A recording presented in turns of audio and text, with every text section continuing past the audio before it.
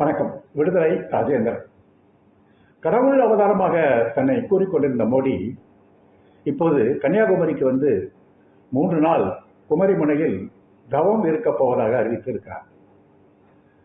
தேர்தல் பிரச்சாரங்களில் தமிழர்களை அவமதித்து பேசினார். அவருடைய பிரச்சாரம் முழுதும் இஸ்லாமியர்களுக்கு எதிர்ப்பான வெறுப்பை கக்குவதாகவே அந்த பிரச்சாரம் இருந்தது. பூரி ஜெகநாதன் கோயிலுடைய சாவியை திருடிக் கொண்டு போய் தமிழ்நாட்டில் வைத்து விட்டார்கள் என்று தமிழர்களை அவமதித்து பேசிய ஒரு பேச்சு. உத்தரப்பிரதேசத்தில் போய் தமிழர்கள் உங்களை இழிவாக பேசுகிறார்கள் என்று அங்கே போய் தமிழர்களுக்கு எதிரான ஒரு பேச்சு. இவையெல்லாம் செய்துவிட்டு இப்போது திரும்பவும் தமிழ்நாட்டிற்கே வந்து தவம் இருக்கப் போவதாக கூறுகிறார். அது 3 நாள் தவம். எதற்காக 3 நாள் என்று கேட்டால் அதற்கு ஒரு கதை உண்டு. 1892ஆம் ஆண்டு இதே கன்னியாகுமரி பாறையில் தான் விவேகானந்தர் 3 நாள் தவம் இருந்தார். அங்கேதான் இப்போது விவேகானந்தருடைய மையம் உருவாக்கப்பட்டிருக்கிறது. எனவே 3 நாள் விவேகானந்தர் தவம் இருந்தார் என்பதற்காக தானும் 3 நாள் தவம் இருந்து இப்போது விவேகானந்தராக அவதாரம் எடுக்க மோடி முயற்சிக்கிறார் போலும். கடவுளுடைய பிரதிநிதியாக தன்னை கூறிக்கொண்டிருந்தவர் விமானத்திலும் ஹெலிகாப்டரிலும் அந்த பிரதிநிதி பறந்து வந்து 3 நாட்கள் இங்கே இந்த தியானத்தை மேற்கொள்கின்ற போது சில கேள்விகளை நாம் கேட்க வேண்டியிருக்கிறது. சரி, நீங்கள் விவேகானந்தருடைய அந்த இடத்தில் விவேகானந்தரை போல 3 நாள் தவம் இருக்க விரும்புகிறீர்கள் அல்லவா? ஆனால் விவேகானந்தர் என்ன கருத்துக்களை சொன்னார் என்பது உங்களுக்கு தெரியுமா? விவேகானந்தர் மேற்கு வங்கத்தைச் சேர்ந்தவர், ஒரு வங்காளி, பிறப்பால் காயஸ்தா என்று சொல்லப்படுகிற ஒரு பார்ப்பனர் அல்லாத சமூகத்திலே பிறந்தவர். அவர் மேலை நாடுகளுக்கு சென்று 3 வருடம் தங்கி இந்து மதத்தை பிரச்சாரம் செய்தவர். இந்து மதத்திலே பல சீர்திருத்தங்களை வேண்டும் என்று சொன்னவர், தீண்டாமையை எதிர்த்தவர். ஆனாலும் நெகிழ்ச்சியான ஒரு வர்ணாசிரம கட்டமைப்பை அவர் ஆதரித்தார். பிராமணர்களையும் எதிர்த்தார். பிராமணர்கள் கக்கிய நஞ்சை பிராமணர்கள் தான் வாயால் உறிஞ்சி எடுக்க வேண்டும் என்று வெளிப்படையாக அவர் பேசியிருக்கிறார். எனவே இந்து மதத்தின் மீதும் அவருக்கு விமர்சனம் உண்டு. அனைத்து மதத்தையும் பற்றியும் அவர் ஆய்வுகள் செய்தார். இஸ்லாம் மதத்தை பற்றி அவருடைய கருத்து என்ன? மோடி இஸ்லாமியர்கள் என்றால் அவர் அந்நியர்கள், அவர்கள் தேச விரோதிகள், அவர்களுக்கு இடஒதுக்கீட்டை, இந்துக்கள் இடஒதுக்கீட்டை பறித்து இஸ்லாமியர்கள் கொடுக்க போகிறார்கள், உங்கள் தாலியை பறித்து இஸ்லாமியர்கள் கொடுத்து விடுவார்கள் என்றெல்லாம் இஸ்லாமிய வெறுப்பு பிரச்சாரம் பேசிய மோடி இன்றைக்கு அதே விவேகானந்தர் ஆசிரமத்தில் உட்கார்ந்து தியானம் செய்கின்ற போது விவேகானந்தர் என்ன சொன்னார் என்பதையாவது நீங்கள் புரிந்து கொண்டிருப்பது நல்லது என்ற காரணத்தினால் அவருடைய கருத்தை நான் சுட்டிக்காட்ட விரும்புகிறோம். இஸ்லாமிய மதத்தை பொறுத்தவரை விவேகானந்தருடைய கருத்து என்ன?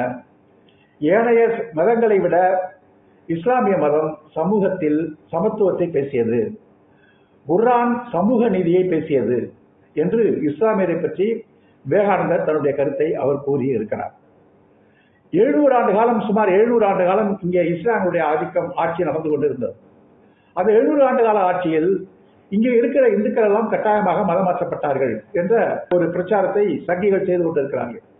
அப்படி ஒரு மதமாற்றம் நடந்திருக்கும் என்று சொன்னால் இந்தியாவில் இந்துக்களே இருந்திருக்க மாட்டார்கள், அத்தனை பேரும் முஸ்லிமாக மாறி இருப்பார்கள். ஆனால் அது உண்மையான வாதம் அல்ல. இருந்தாலும் கூட இந்த விவேகானந்தர் இஸ்லாமியர்களை பற்றி, மதமாற்றத்தை பற்றி என்ன சொல்லி இருக்கிறார் என்பதை மோடிக்கும் சங்கிகளுக்கும் நாம் சுட்டிக்காட்டுவது சரியாக இருக்கும் என்று நான் கருதுகிறேன். இந்துக்களுடைய ஒரு கூட்டத்திலே பேசுகிற போது விவேகானந்தர் கூறியிருப்பதை அவருடைய மொழிகளிலேயே நான் சுட்டிக்காட்ட விரும்புகிறேன். Even to the Mohammedans rule we owe great blessings, the destruction of exclusive privilege. முகமதியர்கள் ஆட்சி இங்கே நடக்கின்ற காலத்தில் கூட நமக்கு சில நல்ல சமிக்கைகள் அவர்களிடம் கிடைத்தது. என்ன காரணம் என்று சொன்னால், நம்முடைய சமூகத்திலே தனக்கென்று சில சிறப்பு உரிமைகள் உண்டு என்று சொன்ன சில ஆதிக்கவாதிகளுடைய கருத்தை, சிந்தனையை அழிப்பதற்கு இஸ்லாமிய மார்க்கம் உதவியது. யார சொல்கிறார்? நாங்கள் தான் பிறவிலே உயர்ந்த சாதி, வர்ணாசிரமம் தர்மத்தின்றி தீண்டாமை இருக்கிறது, மற்ற சாதிகள் தங்களுக்கு கட்டுப்பட்டவர்கள் என்று சமூக ஆதிக்கம் செய்கின்ற பார்ப்பனியத்தை குறிப்பதைத்தான் அவர் எக்ஸ்க்ளூசிவ் பிரிவிலேஜ் என்று கருத்தை வைத்து அவர் சுட்டிக்காட்டுகிறார்.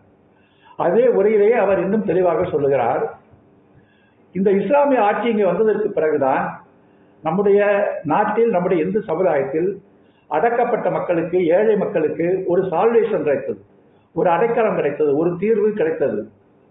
அவர்கள் 5இல் ஒரு பகுதியினர் நம்முடைய மதத்தில் இருந்து அவர்கள் இஸ்லாமிய மதத்திற்கு ஏன் மாறினார்கள் என்று சொன்னால், சமூக ஒடுக்குமுறையின் காரணமாக அவர்கள் மாற வேண்டிய கட்டாயம் ஏற்பட்டது.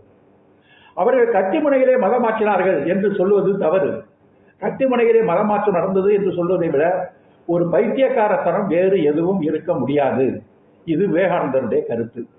விவேகானந்தருடைய அந்த மொழியிலேயே கூற வேண்டும் என்று சொன்னால், Mohammedans conquest of India came as a salvation to the downtrodden and to the poor. That is why 1/5 of our people have become Mohammedans. It was not the sword that did that all. கத்தி முனையில் இந்த மதமாற்றம் நடக்கவில்லை. It would be the height of madness to think that it was all the word of sword. கத்தி முனையில் தான் மதமாற்றம் நடந்தது என்று கூறியதை விட பைத்தியக்காரத்தனம் வேறு எதுவும் இருக்க முடியாது.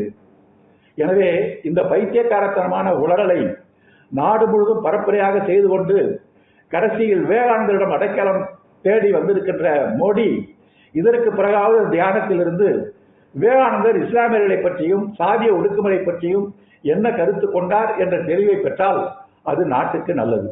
சிந்திப்போம். நன்றி, வணக்கம்.